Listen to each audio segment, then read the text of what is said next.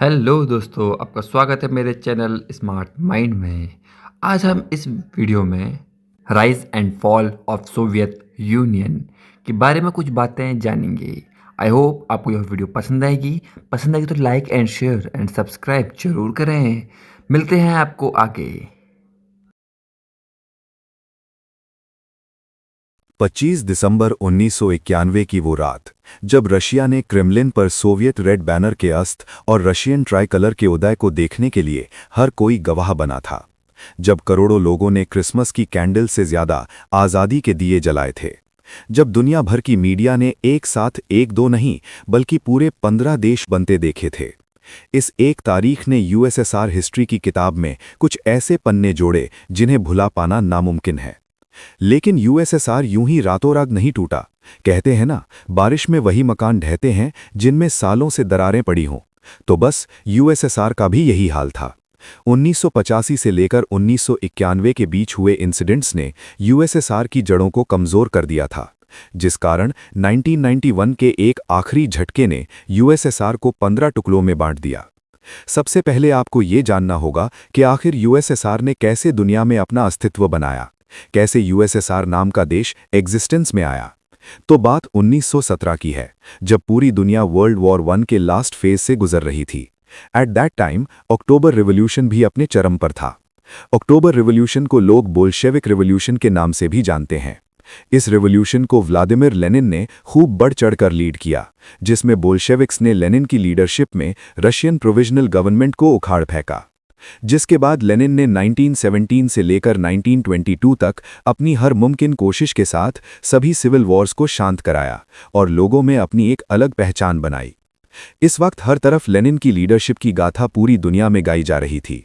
Lenin ने भी इसका फायदा उठाया और एक नया नेशन सोवियत यूनियन की स्थापना की। 1922 में सोवियत यूनियन यानी यूएसएसआर दुनिया का सबसे बड़ा नेशन बनकर उभरा, जो पूरे 15 देशों से मिलकर बना था, जिसमें Armenia, Azerbaijan, Belorussia now Belarus, Estonia, Georgia, Kazakhstan, Kyrgyzstan now Kirghizia, Latvia, Lithuania, Moldavia now Moldova, Russia, Tajikistan, Turkmenistan, Ukraine and Uzbekistan आते थे। यूएसएसआर को फॉर्म करने के कारण इसके पहले प्रेसिडेंट का ताज भी व्लादिमीर लेनिन को ही पहनाया गया। अब यूएसएसआर के बारे में आगे जानने से पहले आप ये जान ले कि आखिर यूएसएसआर है क्या। यूएसएसआर यानी the union of Soviet socialist republics एक ऐसा देश था जो कि 15 देशों को जोड़कर बनाया गया था, जिसके कारण ये नेशन पूरी दुनिया में सबसे ज्यादा एरिया कवर करता था। देखा जाए तो यूएसएसआर रियल डेमोक्रेसी को फॉलो करने की विचारधारा के साथ जन्मा था, लेकिन वक्त के साथ साथ डेमोक्रेसी कब अथॉरिटेरियन राज में बदल गई ये किसी को नहीं पता चला।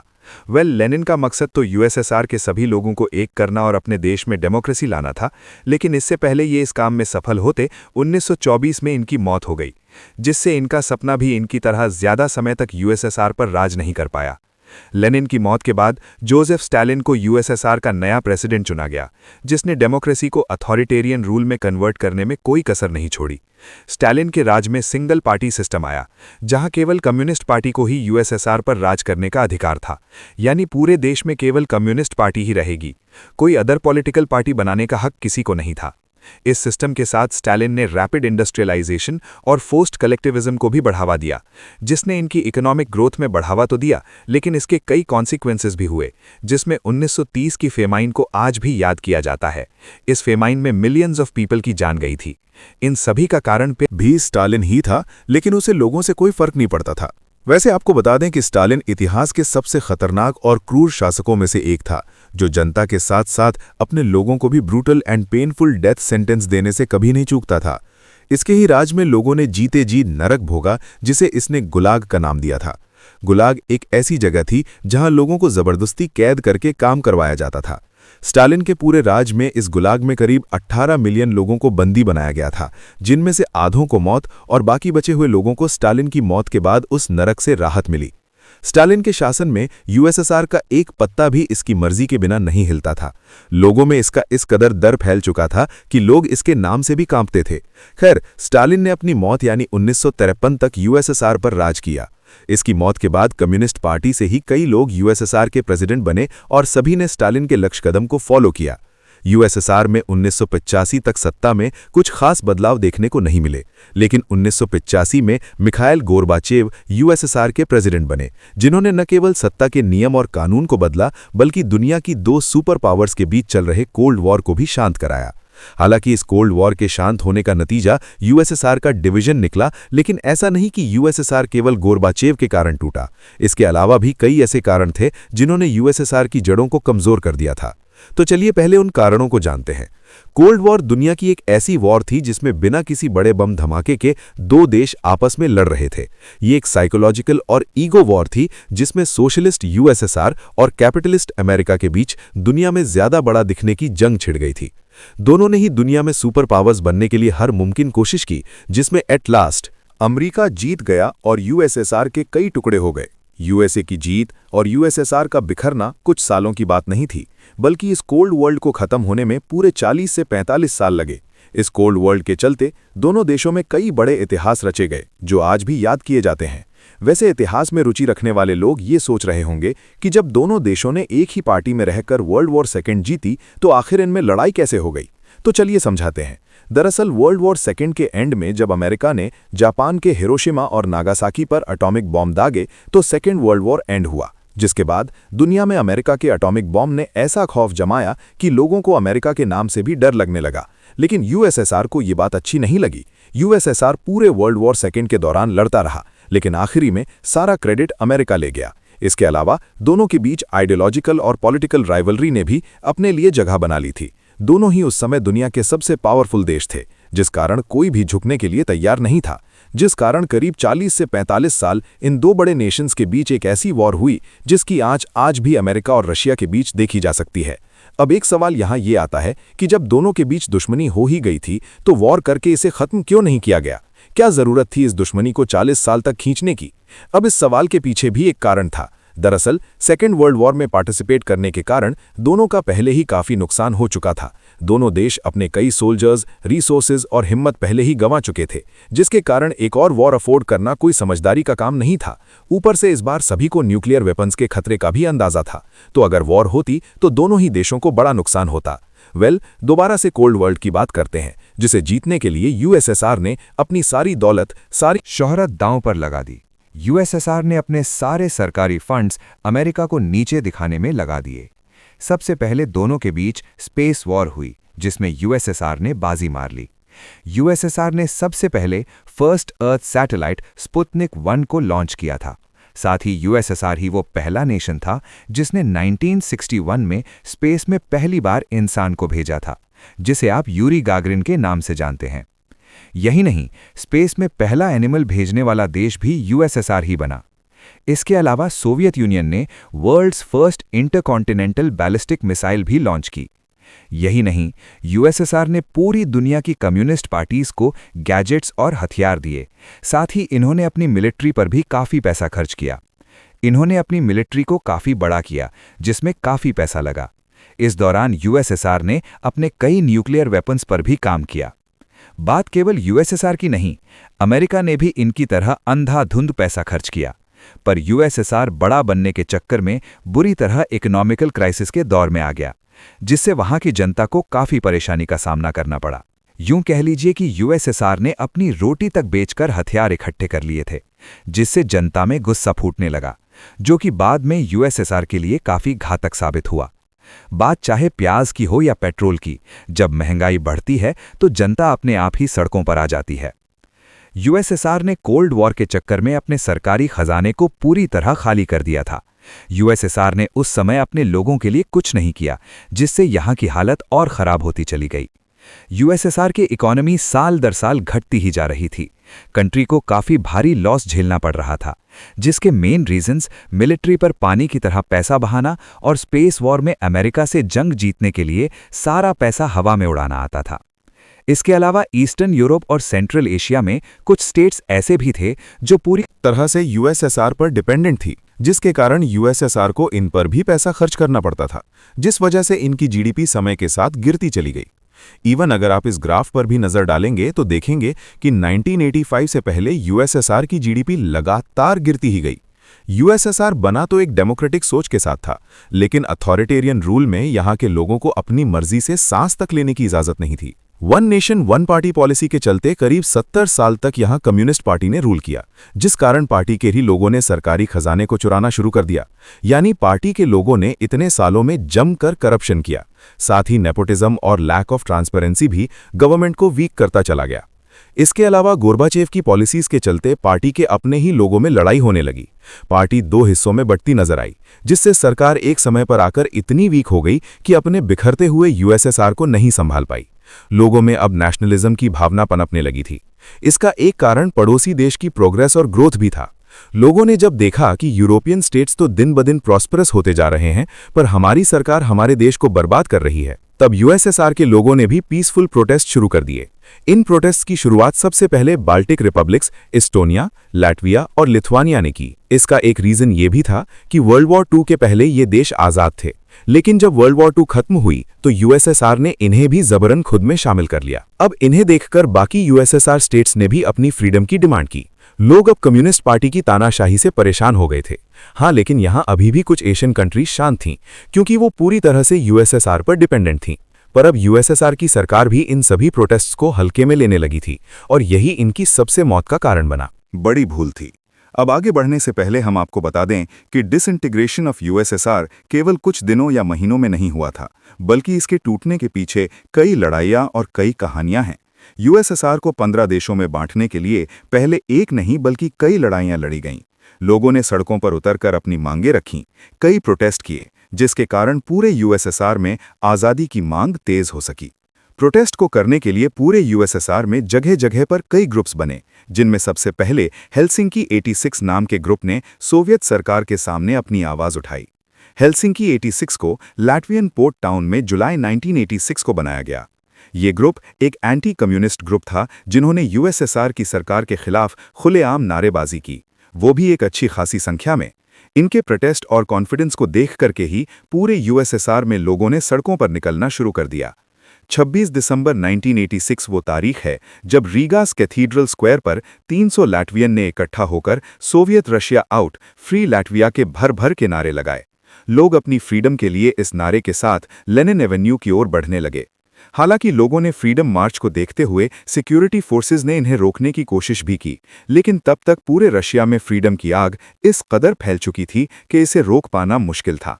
इवन इस प्रोटेस्ट से पहले भी लोगों ने अपने लेवल पर कई छोटे मोटे प्रोटेस्ट किए थे, पर उन सभी प्रोटेस्ट्स का रिजल्ट कुछ नहीं निकला और दिसंबर 1986 में कजाकिस्तान में भी राइट्स देखने को मिले, जिसका मेन रीजन कजाकिस्तान के first secretary of the communist party और एक एथनिक कजाक को उनकी गद्दी से हटाना और एक आउटसाइडर को उनकी जगह देना था, जिसके कारण 17 दिसंबर 1986 को 200 से 300 स्टूडेंट्स ने सेंट्रल कमिटी बिल्डिंग के सामने एक डेमोन्स्ट्रेशन स्टार्ट कर दिया। इस प्रोटेस्ट ने देखते ही देखते एक सिविल अनरेस्ट का रूप अपना लिया, जिसके कारण वहां के नॉर्मल सिविलियंस, ट्रूप्स और वॉलंटियर्स में क्लैश देखने को मिले। ये क्लैश और प्रोटेस्ट करीब 3 दिन तक लगातार चलते रहे। 3 दिन बाद पुलिस सभी प्रोटेस्ट को शांत करा पाई। इन प्रोटेस्ट के बाद तो जगह जगह लोगों का गुस्सा फूटने लगा। जैसे 6 मई 1987 को पामिट नाम का एक रशियन ग्रुप मॉस्को में एक अनसैंक्शन डेमोन्स्ट्रेशन करने लगा। ये डेमोन्स्ट्रेशन अच्छे खासे लेवल पर था, जिसके कारण बड़ी बड़ी अथॉरिटी इन्हें रोक नहीं पाई और सड़कों पर ट्रैफिक लगना शुरू हो गया। इस डेमोन्स्ट्रेशन में भी लोगों ने अपनी डिमांड्स के साथ पब्लिक मार्च करना शुरू किया। इसके बाद 25 जुलाई 1987 को करीब 300 क्रीमेन टैटर्स ने क्रेमलिन वॉल के सामने एक नॉइजी डेमोन्स्ट्रेशन किया, जो कि कई घंटों चला। यहाँ भी पुलिस और सोल्जर्स की निगरानी में ही प्रोटेस्ट हुआ। यहाँ प्रोटेस्टर्स ने अपनी डिमांड सबके सामने रखी। अगेन 23 अगस्त 1987 को तीनों बाल्टिक कैपिटल्स ने मिलकर थाउजेंड्स ऑफ नंबर्स में इकट्ठे होकर अपनी आज़ादी की मांग की और अपना इंडिपेंडेंस सॉन्ग भी गाया। इस भारी भीड़ पर नजर रखने के लिए भी पुलिस वहां लगातार पहरा देती रही, लेकिन इनकी पब्लिक मीटिंग या प्रोटेस्ट में किसी ने दखलंदाजी नहीं की।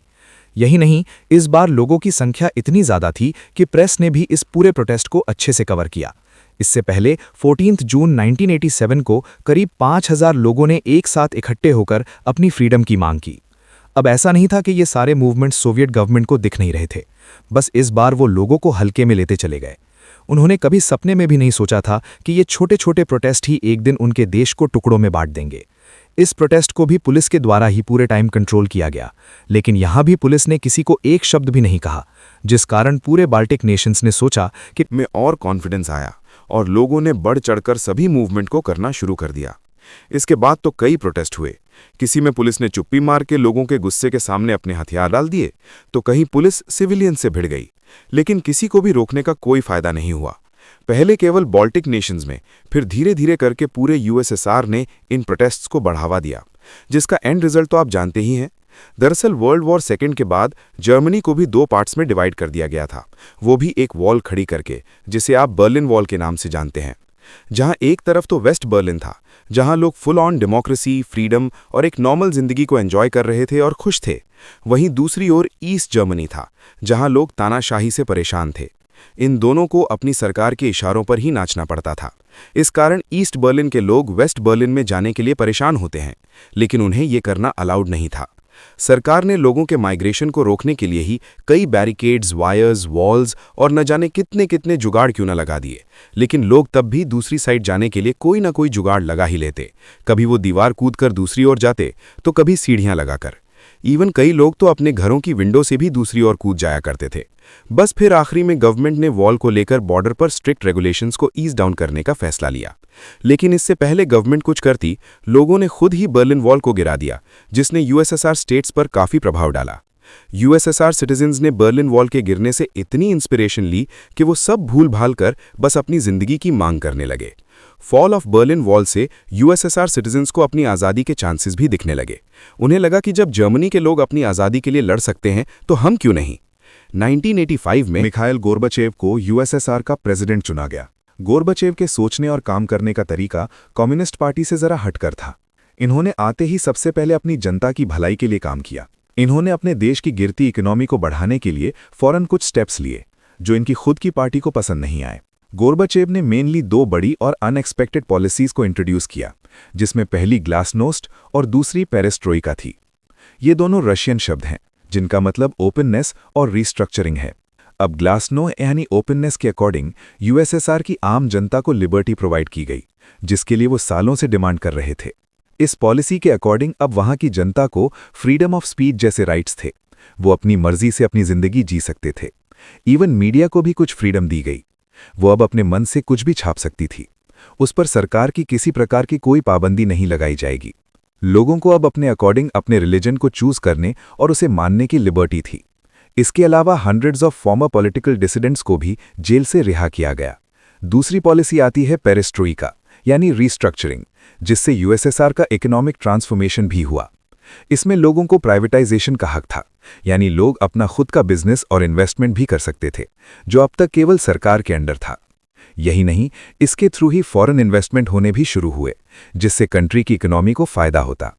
इस पॉलिसी के अंडर इकोनॉमिक चेंजेस के अलावा पॉलिटिकल चेंजेस भी हुए, यानी अब न्यू और यंगर जनरेशन को कम्युनिस्ट पार्टी के एलीट ग्रुप्स में रखा जाने लगा, जिसने अपने आप ही सोवियत यूनियन में फ्री एंड डेमोक्रेटिक इलेक्शन की नींव रखी। बट गोर्बाचेव को क्या पता था कि जनता की भलाई के लिए किए गए चेंजेस आखिर ही में उन्हें ही बैकफायर करेंगे। दरअसल हुआ ये कि जब गोर्बाचेव के लोगों को फ्रीडम और लिबर्टी जैसे शब्दों से इंट्रोड्यूस कराया, तो उनकी भूख और बढ़ गई और अब वो पार्शियल फ्रीडम नहीं बल्कि फुल फ्रीडम की डिमांड करने लगे, जिससे पूरे यूएसएसआर में जगह जगह लोगों ने सड़कों पर निकलना शुरू कर दिया, लेकिन पीसफुली। बात केवल 2 पॉलिसीज की नहीं, बल्कि गोर्बाचेव के नेक्स्ट सबसे बड़े स्टेप की थी।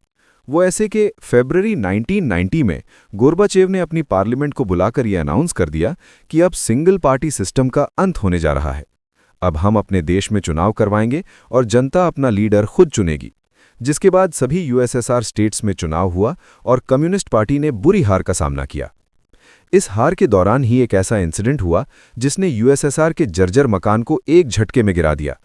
दरअसल जैसे ही हमने आपको पहले भी बताया था कि कम्युनिस्ट पार्टी गोर्बाचेव के बदलाव से खुश नहीं थी, तो बस पार्टी ने मौका पाते ही गोर्बाचेव को नज़रबंद करवा दिया और पूरे देश में अफवाह फैला दी कि गोर्बाचेव की हेल्थ ठीक नहीं है, जिस कारण कुछ समय के लिए main ministers of communist party या hard liners of the Soviet Union communist party सरकार को संभालेंगे। ये हार्ड लाइनर्स और मेन मिनिस्टर्स कम्युनिस्ट पार्टी के वो 8 बड़े नेता थे जो गोर्बाचेव के रिफॉर्म्स से बिल्कुल खुश नहीं थे। इन लीडर्स में मेनली यूएसएसआर के defence minister, vice president, Gorbachev secretariat head, Soviet defence council deputy chief जैसे बड़े नेता आते थे। अब कम्युनिस्ट पार्टी ने पूरे देश में इमरजेंसी लगा दी, क्योंकि ये नहीं चाहते थे कि यूएसएसआर कभी भी बंटे। ये लोग देश में हो रही हर चीज का जिम्मेदार गोर्बाचेव को मान रहे थे, जिस कारण पार्टी के मेन मिनिस्टर्स ने गोर्बाचेव को प्रेसिडेंट पद से हटाने के लिए ये सारा प्लान बनाया। खैर, आपको बता दें कि इस इमरजेंसी को अगर क्रांति को अगर स्क्वाप के नाम से भी जाना जाता है, जिसे लगाने के बाद देश में कुछ उल्टा ही हुआ। जहां पूरे देश की सड़कें खाली दिखनी चाहिए थीं, वहां अब लोग सड़कों पर उतर आए थे। बात हाथ से निकल चुकी थी। लोग कम्युनिस्ट पार्टी के इस डिसीजन को काफी बुरी तरह इग्नोर कर रहे थे। ये देख के सरकार ने सड़कों पर अपनी ही आर्मी को खड़ा कर दिया और प्रोटेस्ट शांत कराने का आदेश दिया। लेकिन अपनी ही जनता पर गोली बरसाने के लिए आर्मी ऑफिसर्स ने भी इनकार कर दिया, और तब हुआ असल सत्ता पलट। अब हर प्रोटेस्ट या रेवोल्यूशन को लीड करने के लिए कोई ना कोई तो हमेशा ही दीवार की तरह खड़ा होता है। ऐसा ही इस प्रोटेस्ट में भी हुआ। बोरिस येल्सिन के नाम के एक कम्युनिस्ट पार्टी लीडर ने ही अब अपनी पार्टी से अलग होने का फैसला लिया और अपने देश की जनता की डिमांड्स को पूरा करवाने के लिए उनके साथ सड़कों पर उतर आए। यूएसएसआर को तोड़ने में इनका भी एक बड़ा योगदान था। ये चाहते थे कि सभी देशों को आज़ादी मिले और सभी अपने अनुसार रह सकें। बोरिस येल्सिन की कमाल की लीडरशिप क्वालिटी और प्रोटेस्ट के दौरान लोगों की मदद के चलते जब रशिया यूएसएसआर से अलग हुआ तो चुनाव के बाद इन्हें ही रशिया का फर्स्ट प्रेसिडेंट चूज किया गया। जनता के लिए ये एक नेशनल हीरो बन गए थे, जिन्होंने उन्हें आज़ादी दिलाई। 8 दिसंबर 1991 यूएसएसआर के 3 बड़े देश रशिया, यूक्रेन और बेलारूस ने मिलकर 1922 की यूएसएसआर ट्रीटी को रद्द करके खुद को एक इंडिपेंडेंट नेशन अनाउंस कर दिया। इन तीनों देशों के आज़ाद होने के बाद यूएसएसआर टूट गया। बाकी देशों ने भी एक एक करके अपनी इंडिपेंडेंस घोषित कर दी। साथ ही 26 दिसंबर 1991 को गोर्बाचेव ने भी अपनी पोस्ट से रेजिग्नेशन दे दिया, जिससे इतिहास के सबसे बड़े देश, सबसे बड़ी सुपर पावर का अंत हुआ। यूएसएसआर के जैसे ही टुकड़े होने शुरू हुए, यूएसए के then president George H.W. Bush ने 25 दिसंबर 1991 को टीवी पर आकर एंड ऑफ कोल्ड वॉर की अनाउंसमेंट की। उन्होंने अपनी स्पीच में लोगों को क्रिसमस की विशेष से ज्यादा अमेरिका की यूएसएसआर पर जीत की बातें की, और इसी के साथ इतिहास के एक चैप्टर का दी एंड होता है। ये इंसिडेंट हमारे इतिहास का इतना जरूरी चैप्टर है कि बच्चों की बुक से लेकर कॉम्पिटिटिव एग्जाम्स तक में इसने अपने लिए अच्छी खासी जगह बनाई हुई है। हेलो दोस्तों, आई होप आपको यह वीडियो पसंद आई होगी। पसंद आई हो तो like and share and subscribe जरूर करें। मिलते हैं आपको नेक्स्ट वीडियो में, तब तक के लिए thank you for watching. Bye bye.